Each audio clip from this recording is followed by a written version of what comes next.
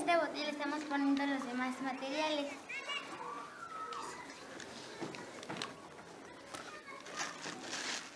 Ya hagamos mezclas. Mi compañera Kelly nos va a mostrar cómo se va a hacer. Primero vamos a poner agua en vaso, agua con carbonato.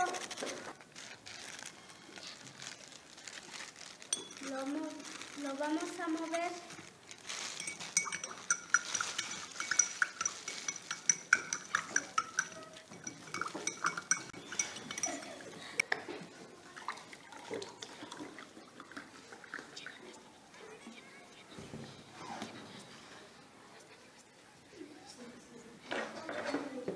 Lo movemos, pero aquí no se juntó el agua con el aceite. ¿Por qué? Porque aquí el aceite no se lleva muy bien con el agua.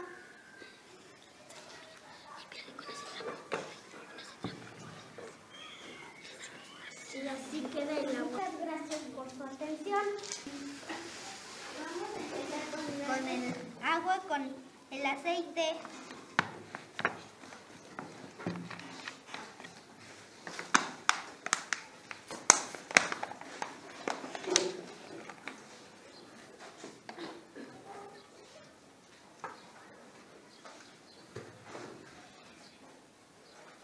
Hacemos con la otra mezcla,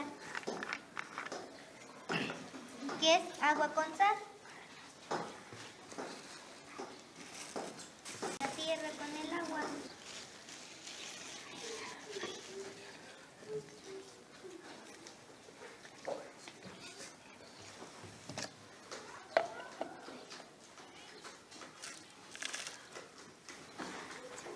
Y muchas gracias por ponernos atención, compañeros.